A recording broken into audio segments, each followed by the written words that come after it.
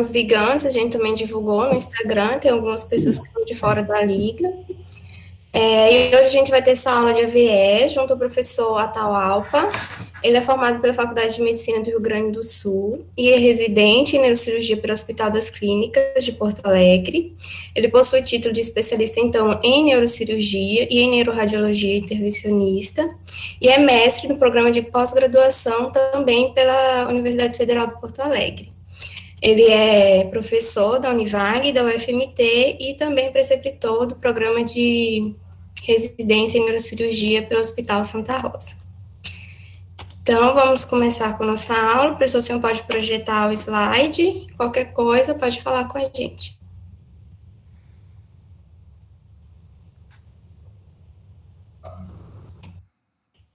Então, boa noite, pessoal. Agradeço o convite, pessoal da Liga. Eu trouxe para vocês uma aula, na verdade, que é uma aula inicial, tá? Do atendimento ao AVC, mas que eu acho que vai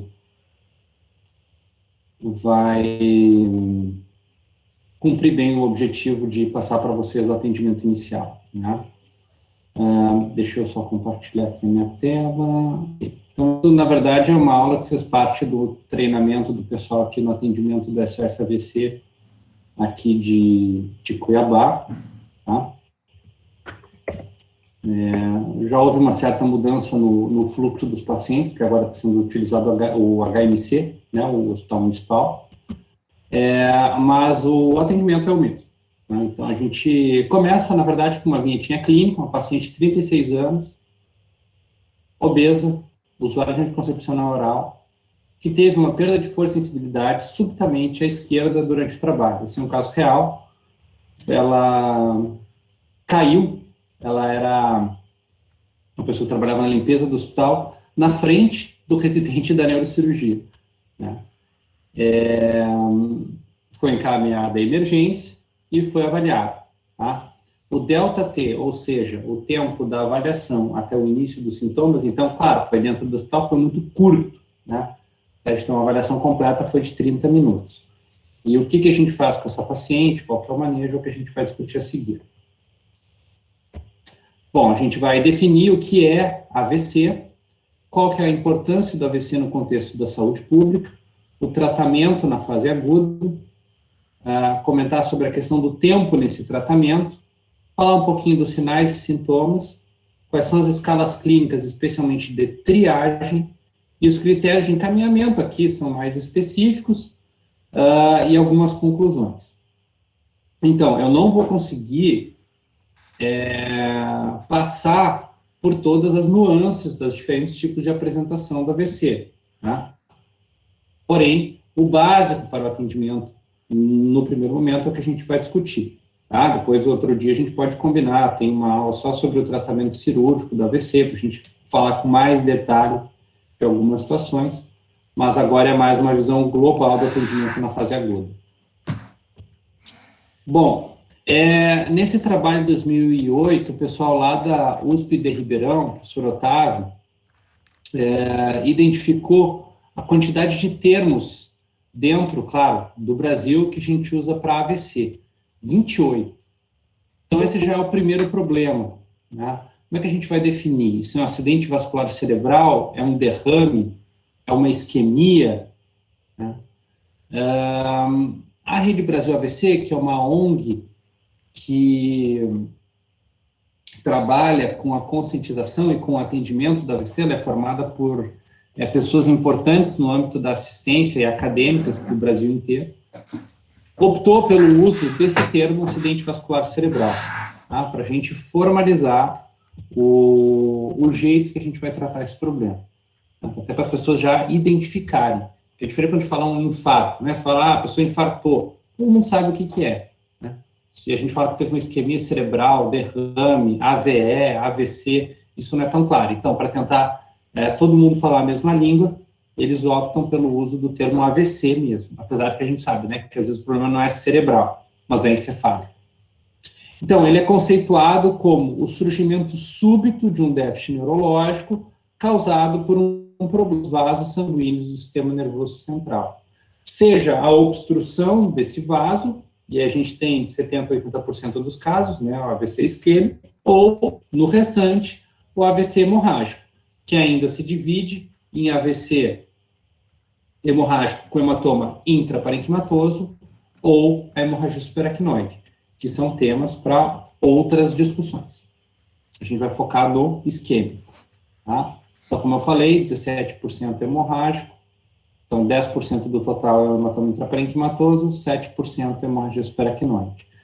Dos 83% do AVC isquêmico, a gente tem 32% ocasionado por fenômenos embólicos, tá? Seja um embolismo oriundo do coração ou de outro vaso, 20% por aterotrombose de pequenos vasos perfurantes, e o restante também por aterotrombose de grandes vasos, então, sei lá, uma cerebral média da vida, ou outras causas, então isso localmente, né? No embólico entra também aquele trombo que viaja, né, aquele êmbolo que viaja a partir da carótida cervical.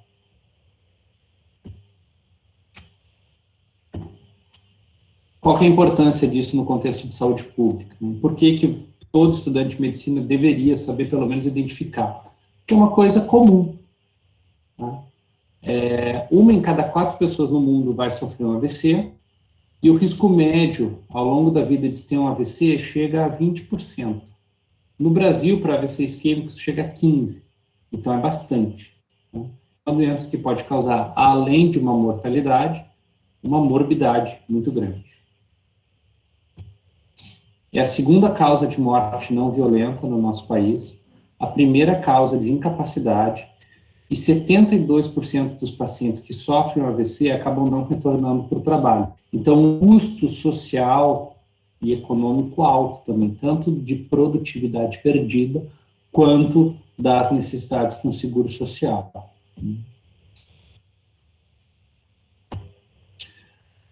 Agora, a boa notícia é que o AVC tem tratamento. E melhor ainda, tem prevenção. Tá? Então, a prevenção primária, ela envolve, né, o tratamento das doenças que induzem a formação do placa ateromatose. Né? Então, tratamento de hipertensão, cessação de tabagismo, tratamento de diabetes, dislipidemia. Naqueles pacientes que têm alguma condição que favorece a formação de coágulos e êmbolos, por exemplo, fibrilação arterial, a gente tratar. Né? Em alguns casos, também não vou entrar em detalhes, pacientes com placas ateromatosas carotídeas, enfim. Agora, mesmo que o paciente tenha um AVC, a gente tem como melhorar a vida dele, o que não era assim até a década de 90. Parece muito tempo, mas não é, né, do ponto de vista histórico. A gente tem hoje em dia 2 opções, que são usadas muitas vezes em conjunto, que é a trombólise química e a trombectomia mecânica. A trombólise química, normalmente, ela é realizada com o uso de alteplase, RTPA. O primeiro trabalho, no NINDS, que foi o trabalho que definiu o benefício do uso da alteplase, ainda é lá de 90. Mas foi só já bem mais tarde. Não, desculpa, acho que é 2005, se não me engano. Não, 95, o NINDS é 95. Mas foi só em 2012 que isso foi formalmente colocado dentro da legislação brasileira para uso no SUS. Então, foi um tempo muito grande, né? Muitos hospitais acabavam, mesmo dentro do sistema público, oferecendo, mas por conta própria. Então, qual que é o paciente que pode receber alteplase? É o paciente que tem um AVC isquêmico em qualquer território encefálico, que possa ser iniciado a infusão dentro das primeiras 4 horas e meia de início dos sintomas. Atualmente, por que isso aqui está com asterisco? Já não é mais assim. Existe uma extensão da janela. Se a gente tiver alguma técnica para avaliar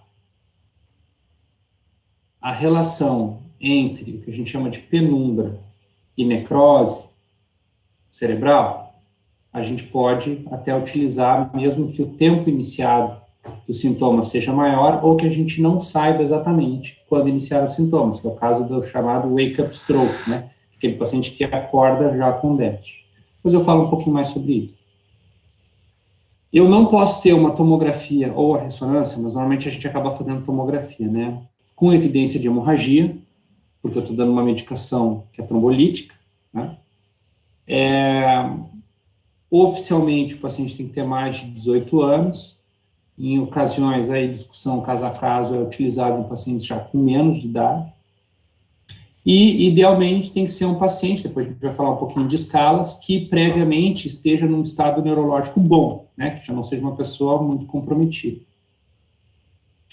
Os critérios de exclusão estão aqui, tá? Vou citar eles rapidamente, né? Então, o uso de anticoagulante oral, desde que o INR realmente esteja acima de 1,7, ou o paciente esteja em uso de heparina com TTPA elevado, o paciente que tenha tido um AVC ou TCE grave com menos de 3 meses, uma história de AVC hemorrágico com malformação encefálica, uma tomografia que mostre uma hipodensidade no território de irrigação da artéria cerebral média maior do que 1/3, uma pressão sistólica ou diastólica elevadas e refratárias ao tratamento, paciente que faça uma melhora rápida e completa do déficit, pacientes com déficits muito leves, né, que tem uma história de hemorragia do trato gastrointestinal ou do trato geniturinário com menos de 21 dias, que tenha feito uma punção arterial em sítio não compressível ou uma punção lombar com menos de 7 dias, paciente plaquetoplênico, hipoglicêmico, porque daí, né, provavelmente o paciente está assim por causa da hipoglicemia, só dá glicose, o paciente melhora, né. Paciente com outras causas, né, evidência de endocardite, êmbolo séptico, paciente grávida, hemorragia subaracnoide, dissecção de aorta, ou que tem infartado com menos de 3 meses. Tá? Alguns desses critérios de exclusão eles são mais relativos, né, aí tem que ser avaliado caso a caso. E hoje em dia, desde 2000 saíram os trabalhos, a gente sabe que existe a possibilidade de fazer o que a gente chama de trombectomia mecânica, que é utilizar um stent ou um sistema de aspiração que vai puxar mecanicamente o trombo de dentro do vaso, né, o acesso por via endovascular. Então, ele não vai desmanchar o trombo, como é o caso do RTTA, mas ele vai puxar o trombo.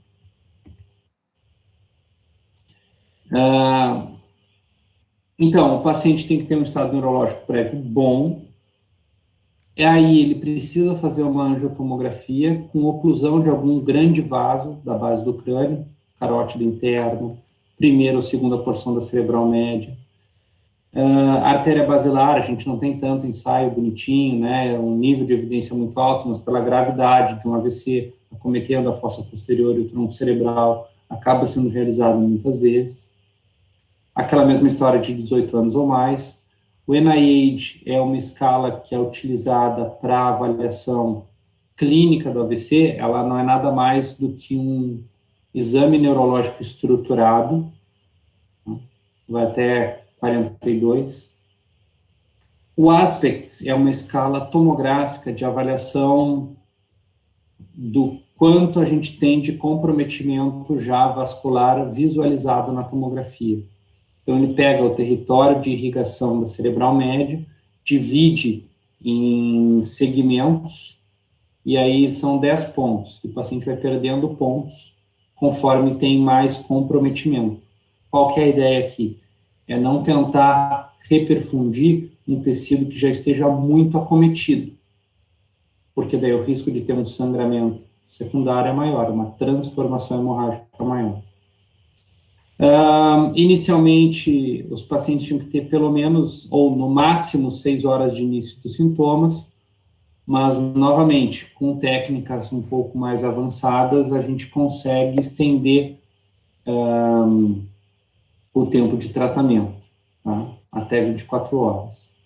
Quais são essas técnicas avançadas? A gente tem que demonstrar justamente a ausência de fluxo, porém, ainda não haver necrose. E aí entra essa questão do tempo que eu comentei, que ia falar melhor. Então, logo quando a gente tem a isquemia, tem uma área central que vai deixar de receber sangue. Essa área vai necrosar rapidamente, tá? Que é o core ou núcleo isquêmico, que recebe dano rápido e irreversível. Então, aquela artéria que fechou era o único vaso que chegava até lá. Ao redor, a gente tem uma área que recebe esse nome de penumbra, em que há, sim, redução do fluxo sanguíneo cerebral, porém, há uma preservação parcial do metabolismo energético, normalmente pela presença de vasos colaterais. O seu tamanho, enfim, depende da gravidade da obstrução e da presença de circulação colateral, como eu falei. E esta que é a área potencialmente recuperável. Então, quando a gente está tratando a veia, o que a gente quer recuperar é justamente essa área de penumbra, tá? E é claro, se não for feito nada, com o passar do tempo, a área de penumbra vai virar área isquêmica. Então, inicialmente, a gente só tinha esse critério do tempo para tentar estimar a penumbra, mas a gente consegue avaliar a penumbra hoje em dia com técnicas tanto de tomografia quanto de ressonância, tá? Comparando a área, por exemplo, na ressonância, comparando a área de difusão restrita, né, que é aquela área que brilha, que é o core isquêmico, com a área com redução da perfusão. Aí a gente tem uma sequência específica para isso. E é possível fazer também perfusão pela toma hoje em dia. Para vocês terem uma ideia, ó, a cada minuto a gente perde 1,9 milhões de neurônios, 14 bilhões de sinapses, o que equivale, né, a 12 quilômetros de fibras nervosas, 3,1 semanas de vida. Então, assim, mesmo quando a gente está com o paciente em janela terapêutica, considerando aquelas 4h30, 6 horas, vamos pegar o basicão, ainda assim, o tempo é um fator importante, porque quanto mais rápido eu tratar, menos cérebro acaba sendo comprometido lá no final. Aqui, ó, a gente tem, considerando o tempo de tratamento para trombólise química, o benefício, tá? Então, vocês veem aqui, ó, aqui está dentro das 4h30, mas esse benefício, ele vai reduzindo com o passar do tempo, mesmo dentro da janela, ó, comparem os 60 com 90, por exemplo. E a mesma coisa, né, esse mesmo padrão a gente identifica na trombectomia mecânica. Bom, quais são os sinais e sintomas do AVC? A gente tem sintomas motores, sensoriais, visuais, verbais, né? Então, qualquer área do cérebro que seja acometida, no caso aqui a gente está falando mais de AVC isquêmico, pela oclusão, né, do seu vaso de irrigação, pode acabar sofrendo. E a gente tem os diferentes sinais e sintomas. Tem também o risco de alteração cognitiva ou mesmo emocional. Essa parte aqui, ó, é importante no pós-operatório, no pós-AVC, né? A depressão, principalmente, é um problema muito frequente nos pacientes depois do AVC, que precisa ser manejado também. Bom, eu trouxe aqui os principais, né? Hemiparesia, alteração de linguagem, as afasias, paralisia facial de padrão central, né, que se refere só à metade inferior da face. Aqui o cefaleia explosiva com ou sem déficit focal, é mais para a gente pensar também no AVC hemorrágico, não que o AVC isquêmico não possa cursar com cefaleia associada, mas é menos comum, né. E o mais difícil da gente identificar é quando o problema é na fossa posterior, porque aí normalmente o paciente tem sintomas que a gente normalmente não atribui ao AVC, como vertigem associada a diplopia, disfagia, disartria, ataxia, né, ou descoordenação motora, e alguns fatores de risco, né, preferencialmente para a gente definir que é um risco maior que isso aí realmente seja um AVC. Paralisia facial, só para vocês lembrarem, né, a gente tem na metade superior da face representatividade bilateral, enquanto que na metade inferior da face a representatividade é unilateral. Então, se o meu problema é periférico, por exemplo, uma paralisia de Bell, a gente tem uma paralisia de toda a metade do rosto e desvio, né, contralateral da boca. No caso de uma paralisia central, onde o problema está lá no córtex, ó, eu tenho só a metade inferior da face acometida, porque a metade superior está sendo suprida pelo outro lado. Então, no caso do AVC, o problema, normalmente, ou ele é cortical, ou ele até pode ser subcortical. Mas, usualmente, o padrão que a gente tem é justamente esse padrão de paralisia facial central. Professor, Oi. o senhor pode só elucidar para mim a característica semiológica dos dois? Eu não esqueço como é que arqueia a sobrancelha, como é que fica. Não, na paralisia facial central, eu tenho toda a hemiface paralisada, né? Então, o paciente vai ter, né, uma paralisia da testa, né? Não vai conseguir franzir a testa, ele não consegue fechar o olho, o orbicular do olho fica prejudicado, ele não consegue sorrir, não consegue fazer biquinho, não consegue encher balão, de um lado, né? Do outro lado, ele consegue fazer tudo isso e normalmente tem o desvio de rima para o lado bom. Então, isso é paralisia facial periférica, né? Pegando todo o rosto. Entendi. Quando eu tenho uma paralisia facial central, aí, normalmente, essa parte superior está preservada, mas o paciente não consegue mexer a parte inferior da face. Tá? Então, ele vai fechar o olho, ele vai franzir a testa, mas ele não vai conseguir sorrir, ele não vai conseguir fazer biquinho, não vai conseguir encher balão, vai escapar. Ótimo, obrigada, professor. Bom, quando vocês estão avaliando um paciente, a gente tem que ter algumas informações mais importantes que a gente tem que focar. Talvez o principal seja o último horário em que o paciente foi visto bem. Veja bem, eu não estou perguntando aqui quando começaram os sintomas. Eu estou perguntando quando que foi a última vez que o paciente foi visto bem. Este é o horário que vocês vão considerar para contar o tempo. Tá? Porque se o paciente foi dormir bem e acordou hemiplégico, como é que eu vou saber em que momento da noite que foi o AVC? Eu não posso dizer que foi exatamente antes dele acordar. Então, a gente sempre conta do último horário que o paciente foi visto bem. Que a gente considera aí o momento do ictus, né? Considerando as terapêuticas mais convencionais, né? A gente tem que realmente correr se esse ictus é menor ou igual a 6 horas, tá? Mas, de novo, hoje em dia a gente já tem evidência para mesmo ictus de até 24 horas tratar os pacientes, desde que a gente use técnicas avançadas de imagem. A anamnese, ela tem que ser rígida, né? A gente não quer perder muito tempo, né? Então tem que perguntar a forma de instalação de sintomas, como é que eles evoluíram ao longo desse período, qual era a atividade realizada no momento da instalação, o horário de início, se foi uma coisa que foi visualizada por alguém, ou se eles sabem precisar, né, os pacientes e familiares, se teve algum sintoma relacionado, histórico de fatores de risco, então o paciente é tabagista e hipertenso, e histórico de doença cardiovascular.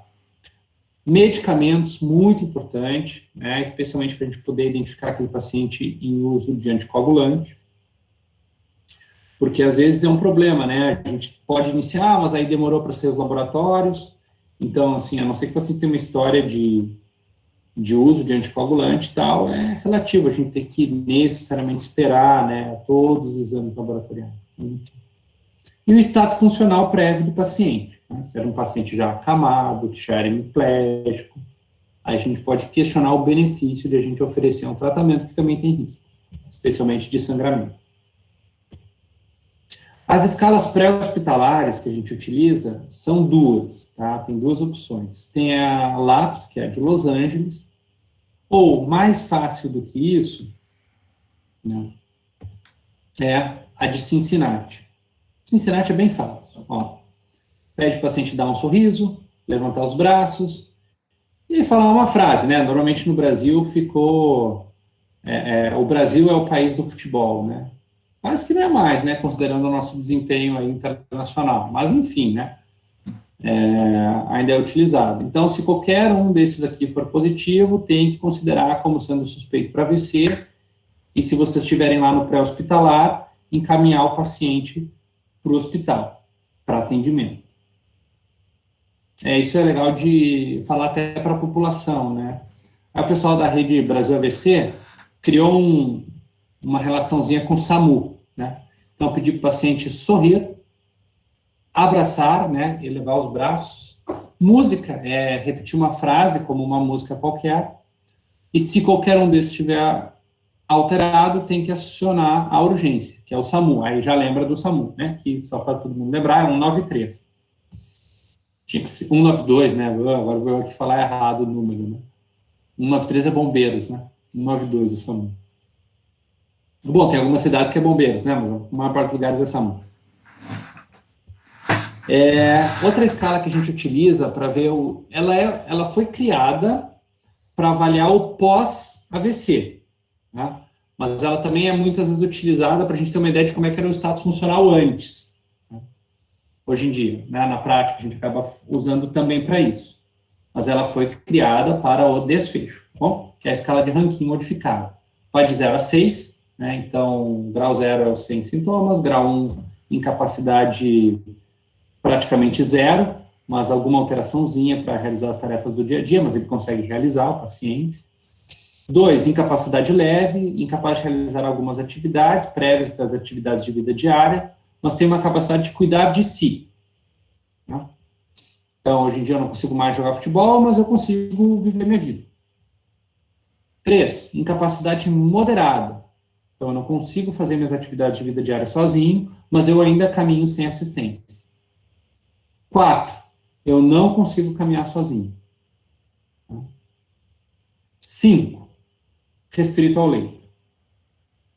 E 6 é o paciente em óbito. Idealmente, o paciente para o tratamento, né, elegível para o tratamento, é um ranking 0, 1 ou 2. Né? Aqui seriam os critérios dentro da rede da rede SOS-AVC de Cuiabá, quando que os médicos têm que encaminhar esses pacientes, se estiverem na atenção secundária ou na atenção primária, tá? Antigamente era para o São Benedito, agora é o HMC, mas isso vale para qualquer lugar. Então, assim, estado de Cincinnati, o tempo, né, elegível para trombólise, um bom estado funcional prévio, e a gente tem um checklist específico lá que também as equipes têm que preencher, tá? Então, assim, grande parte de você vai trabalhar na saúde pública aqui da região, então é bom até que saibam isso. Bueno, então a gente pode concluir que a AVC é uma doença comum, né, que ocasiona importante mortalidade na população, tratamento eficaz, desde que instituído rapidamente e para o paciente certo, né? É importante a gente ter uma rede estruturada, na verdade, assim, do ponto de vista de atendimento, esse é o principal, né, porque como o tempo é curto, o AVC normalmente não vai, e as pessoas reconhecem menos, então é muito difícil o paciente chegar no tempo correto para o tratamento, e o paciente correto chegar até lá, né, até o local onde vai ser atendido. Então, divulgar na população é uma coisa importante, e mesmo entre os médicos, né, infelizmente, a gente nota que mesmo dentro da área da saúde, existe ainda uma ignorância muito grande em relação a esse assunto, que desde 95, na verdade, a gente já tem um tratamento eficaz. E é a típica situação onde a gente precisa de time.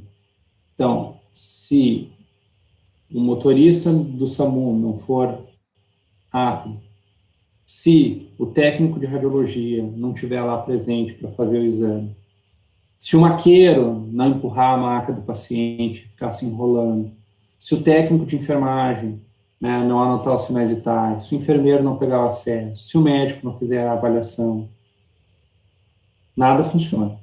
Então, a gente precisa de ter todo mundo junto, atuando de maneira coordenada. Isso se consegue realmente montando fluxo de atendimento, treinamento das equipes, né, e treinamento constante, tá? E o que aconteceu com aquela paciente, né? Vamos ver no caso. Ela foi atendida, fez essa tomografia, né? Era um tempo muito curto, não tinha nenhuma alteração. Ela fez uma angiorressonância, tá? Aí, assim, foge um pouquinho do protocolo. Normalmente, quando o paciente tem alguma alteração, a gente acaba fazendo mesmo a angiotomo, né, que é bem mais rápido. Mas ela foi avaliada por uma intensivista, que até é neurologista também, que estava de plantão no dia no hospital, e né, que era a pessoa que mais rapidamente chegou. Era numa época que ainda não havia um protocolo estruturado, hoje em dia já mudou. E ela optou, enfim, por fazer uma ressonância, se viu justamente um stop, né, dos vasos na cerebral média, e aí, pelo tempo de evolução, né, por ser uma oclusão de grande vaso, 20% dos pacientes têm esse tipo de situação, e aí a trombólise química, a gente sabe que não é o suficiente, aí ela foi encaminhada para hemodinâmica. Então, essa aqui já é uma angiografia em AP, então a gente vê aqui a carótida interna direita, bifurcação carotídea, né, cerebral anterior, cerebral média, oclusão ali na cerebral média. Foi iniciado também a trombólise química, não havia nenhuma contraindicação, então nesse caso a gente acaba utilizando também. E aí foi feito o processo de trombectomia. Então aqui passando o catéter, se posiciona ele até depois da área de oclusão, né? Aí aqui faz, né, uma injeção de contraste para ver que está dentro do vaso, que já passou da área de oclusão, tudo bem. Aqui o catéter. Aí se passa o stent, né? Aqui o stent aberto. Ele não destaca, que é o que acontece no stent normal, né? E aí no momento que a gente tira ele, desencapa ele do catéter, ele já se abre, tá? Sozinho. Ele fica alguns minutinhos ali parado, e depois disso a gente puxa tudo. Esse catéter aqui de baixo, que é por onde a gente puxa tudo, ele normalmente tem um balãozinho que a gente infla para parar a circulação naquele momento, né? Para que acabe o trombo não soltando outros pequenos trombos e tendo embolização distal. Naqueles sistemas que é com aspiração, não tem benefício de um sobre o outro, a gente chega com o catéter para aspirar até o trombo e puxa o trombo por aspiração. Tá? É outro mecanismo. Às vezes tem que usar as duas coisas, né? Mas aí são situações bem específicas. Então, aqui era como era, depois ficou assim, né? Então, ela conseguiu refazer toda a circulação. A gente tem uma escala, desculpa, uma escala específica para isso, que é a TICI, TICI. Aqui era um TICI-3, ou seja, voltou completamente a circulação como era antes, né, como é o normal, sem atraso na circulação, sem nada. E a paciente, na própria mesa ali, claro que houve também o efeito da trombólise química, né, não é só a trombectomia. Já começou a mexer, enfim, aí voltou a trabalhar, uma vida normal. Outro exemplo, né, outra oclusão de cerebral média, proximal, em M1, gente de 50 anos, paciente ativo, né, do ponto de vista profissional, né, e social. Então, ali no AT, né, a gente consegue ver a oclusão. Novamente, o catéter ali na cerebral média, distal ao trombo, abre o stent, puxa o stent, e veio o trombo junto, e fez a circulação, né? E aqui está o paciente depois trabalhando normalmente, né? Segurando ali com os dois braços. Bom, gente, era isso, tá? Como eu falei, é uma aula introdutória, né? Mas que eu espero que tenha ajudado vocês a, principalmente, identificar situações, né, e definir a possibilidade de tratamento inicial. Tá? Dúvida? Professor, Eu já tenho um tempo que eu acompanho, assim, o pronto atendimento, e, assim, eu já vi bastante indicação de trombólise química para infarto e nunca vi para AVE. Provavelmente por causa dessas demandas aí que o senhor falou, o tempo de ativação do serviço e tudo mais. No entanto, além disso, dessas 4,5 horas do início dos sintomas, quanto às contraindicações de trombólise química daquele quadrinho que o senhor falou lá. Um paciente idoso, por exemplo, que não tem um bom status funcional, né? Por exemplo, não que tenha uma síndrome de fragilidade, mas, por exemplo, seja dependente de atividades específicas de vida diária. O senhor acha que isso, por exemplo, já contraindica? Tem assim, uns gaps entre a prática e a teoria, né? Que vai muito, assim, do feeling profissional. Claro, claro, claro. A gente tem algumas alterações, né? Por exemplo, porque inicialmente, quando se começou a fazer trombólise química, os pacientes só podiam ser atendidos até 3 horas, né? Então era menos ainda. Depois é que veio o trabalho que aumentou, estendeu a janela, né? Qual que é o problema? No momento que eu estendo a janela e eu uso como único exclusivamente meu critério o tempo, eu tenho um risco de ter uma área maior de core isquêmico e, portanto, um risco maior de sangramento e de transformação hemorrágica. Tá? Ele não está nessa apresentação, mas a gente tem uma classificação para isso, que é a classificação de ECAS, né? ECAS 1, 2, 3 ou 4.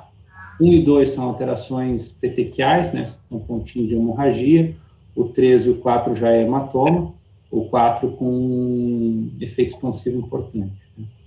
Então, eu aumento o risco de formação de hematomas, né, de transformação hemorrágica, com o passar do tempo, porque, claro, meu core isquêmico é maior, e tem alguns fatores. Então, pacientes mais idosos, pacientes diabéticos, né, são pacientes que têm um risco maior de transformação hemorrágica. Então, muitas vezes se acaba, eventualmente, em alguns lugares, contraindicando a trombólise química nesse período, pós 3 horas, para esse perfil de paciente. Então, sei lá, um vovozinho de 86 anos, diabético, talvez não vá trombolizar, entendeu? Dependendo de quem está avaliando. Nos Estados Unidos é mais comum de não fazer. Se a gente for pensar assim, Europa, o pessoal costuma ser mais, mais, entre aspas, agressivo, mas é muito variando da cultura local, assim, né? Porque, assim, aceita um risco de transformação hemorrágica maior ou menor. A trombectomia, eu preciso ter angiotomo, né, para triar o paciente. Então, se eu não tenho um lugar que faça angiotomo, eu não vou poder fazer a trombectomia. E aí a gente tem uns critérios ali específicos, né? O problema é que, de novo, né, em Cuiabá, né, a gente tem uma rede estruturada. Agora, isso não é a verdade na maior parte dos lugares. Né? Isso, no interior. E outra dúvida, assim, nesse contexto também desse gap prática-teoria, por exemplo, um dos critérios lá é não ter uma grande área de hipodensidade na tomografia. No entanto, esperado é que, provavelmente, se o paciente for pegado nesse time de 4,5 horas, ele nem vai ter essa hipodensidade ainda. Mas se for, por exemplo, um paciente que tem uma hemiplegia incompleta, que eu sei que está um comprometimento grande ali, isso faz com que eu já pense também no risco maior de transformação? Sim. O NIH, né, que é a escala que a gente usa, que é um exame neurológico estruturado, tem de graça aí aplicativo, na internet, tem até no próprio Ministério da Saúde tem um PDF aí. Claro que quanto maior a chance de ser uma área isquêmica maior, né, porque eu tenho mais funções neurológicas alteradas. Então, eu tenho que suspeitar. Agora, do ponto de vista de indicação, contraindicação, o que interessa é o que eu vejo, não é exatamente hipodensidade. O que a gente vê são sinais precoces do AVC. quais são os sinais precoces do AVC? A gente tem hipodensidade, perda, né, da diferenciação da substância branca para a substância cinzenta, e aí a gente coloca dentro daquela a perda dos sulcos, né, edema cerebral associado, o sinal da corda, que é aquele sinal da artéria cerebral média hiperdensa, que é o trombo dentro do vaso. Então, eu tenho que avaliar isso. Nem sempre é fácil de ver. Para quem não é treinado, às vezes tem um pouco de dificuldade. Tem que mudar a janela, deixar o exame mais granulado, a gente consegue ver melhor, né? Aumentar um pouco o brilho, o contraste, e aí isso fica mais claro. E respeitar as contraindicações. Então, mais de 1/3 do território da cerebral média acometido é mais ou menos equivalente a um aspect de 6, tá? Então, nessa situação, não está indicado daí tratar, né? Porque o risco de transformação hemorrágica é muito grande. Mas tem um certo grau de subjetividade assim, de quem está avaliando.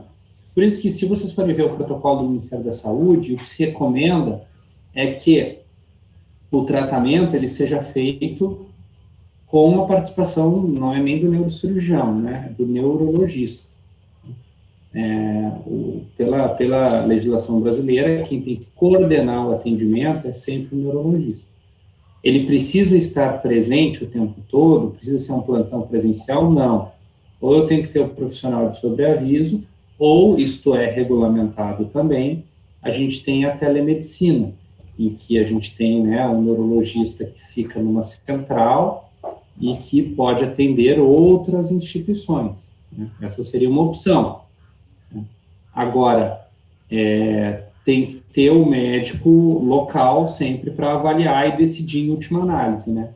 Mas o ideal é que a gente sempre tenha um neurologista para justamente fazer essa avaliação, conferir o exame neurológico e os exames de imagem para decidir. Sim, acho que era só essas dúvidas. Obrigada, professor. O que mais, pessoal? Vamos lá. Aproveita.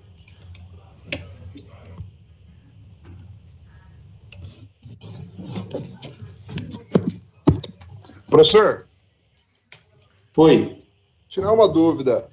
Existe uma droga como segunda opção da Ateplase? Eu estava rodando no internato ali no pronto-socorro e numa situação que a gente atendeu, não estava tendo Ateplase no pronto-socorro de Várzea Grande. Existe alguma uma outra alternativa para essa droga ou não? Sim, tá? Tenecteplase. Só que tenecteplase é até mais caro que a Ateplase. Eu não sei se tem no SUS. Acho que não. Tá? Mas tem. Né? Tem tenecteplase. Então, assim, isso que é um negócio que é complicado, né? Como é que não tem Ateplase? Não é uma droga nova, não é uma droga muito cara. Agora, falando especificamente lá da VG, né? Não tem um protocolo bem estabelecido. Vai do médico que está lá de plantão, né? Da experiência da pessoa, da disponibilidade. Então, assim, isso não é o ideal. O ideal é que a gente tenha um fluxo de atendimento pré-estabelecido, né? E protocolos bem claros para todo mundo seguir. O que mais, pessoal?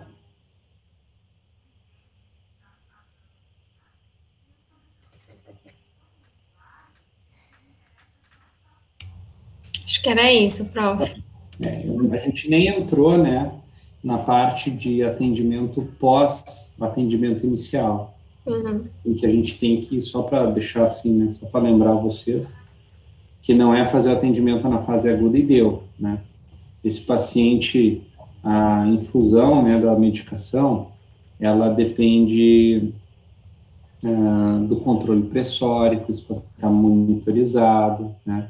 O ideal é que exista uma unidade específica para atendimento desse paciente na fase aguda, que seja uma unidade de AVC ou uma unidade mista, né, vascular, por exemplo, onde vai atender o AVC e o infarto que chega. E o paciente tem que ser, que a Alteplase a gente dá, né, uma parte em bolos, é 0,9 miligramas por quilo, né, dá um pedaço em bolos e o resto faz a infusão. Não lembro de cabeça, agora falando assim diretamente. Mas o paciente tem que ser avaliado, né, medida a pressão, reavaliação neurológica durante a infusão.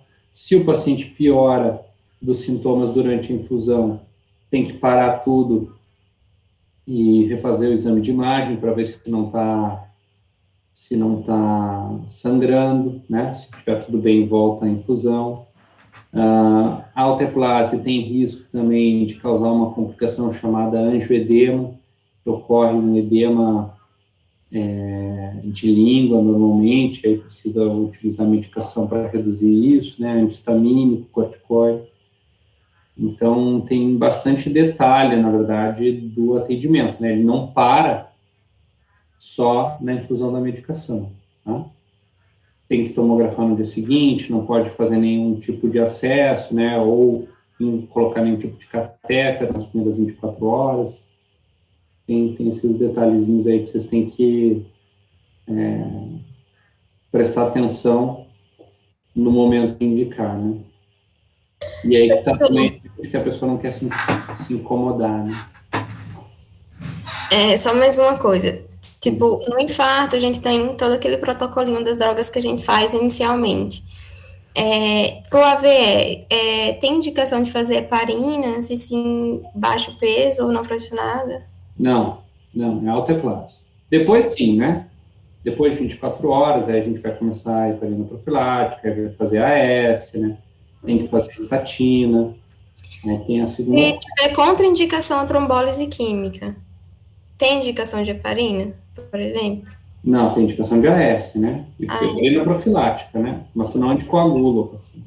Tá bom, entendi. Porque a anticoagulação aí tem um risco de transformação hemorrágica. Sim. Entendi, obrigada.